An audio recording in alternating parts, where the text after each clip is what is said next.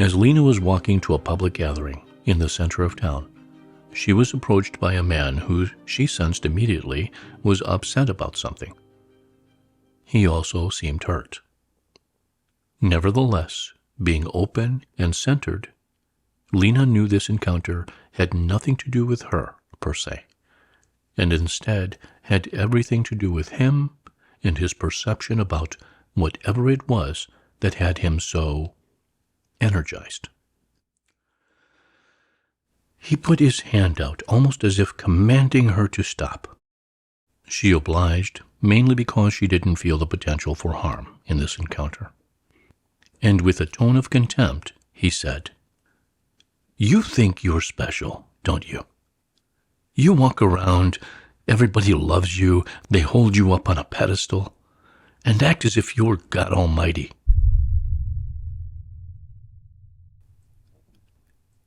This wasn't the first time something like this happened, and she knew better than to laugh, so she maintained a calmness.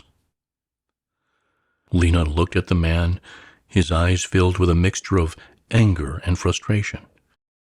She could sense the inner turmoil he was experiencing, the conflict between his perception of himself and the reality that surrounded him. In that moment, Lena was reminded of the journey she had been on, the path of self-discovery and spiritual growth that had led her to a profound realization of her own divinity. She understood that each being, no matter how lost or confused, carried within them a spark of the divine, a connection to something greater than themselves. With a gentle smile, Lena replied, "I don't think I'm special, but I do believe we are all unique and valuable in our own way. Each of us carries within us a light that is meant to shine bright in this world. You too have a purpose, a mission that is waiting to be fulfilled." The man looked at her, his expression softening slightly as her words sank in. He seemed to struggle with the idea that he could be anything other than what he saw in himself at that moment. But Lena, drawing from her own journey of self-acceptance and embracing her divinity, continued to speak. "You are not alone in feeling lost or misunderstood. There are countless others around the world who, like you, have sprouted from awakening to fulfilling their personal mission in this earth existence. You have the power to transform your perception of yourself and your place in this world." As Lena spoke, she could see a shift in the man's demeanor.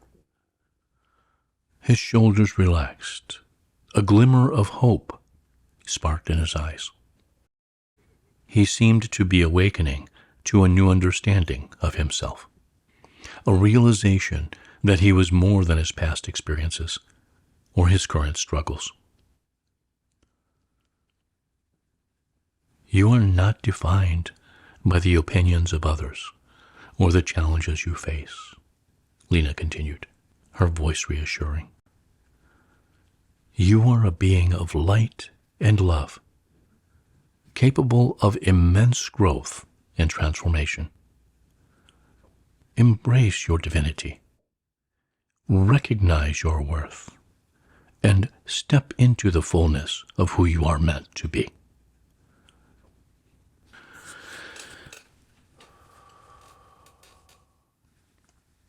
The man stood there, absorbing her words, a sense of clarity dawning on his face. In that moment, he began to see himself not as a victim of circumstances, but as a co-creator of his own reality. Lena smiled, knowing that this encounter was not just a chance meeting, but a beautiful opportunity for both of them to remember the power and beauty that lies within each being. She held out her hand to this man, inviting him to take a step forward on his journey of self-discovery and embracing his divinity. And together, they walked towards the gathering in the center of town. Two souls connected by the recognition of their own value, their own divinity, and the shared journey of awakening to the truth that they were meant to shine brightly in this world.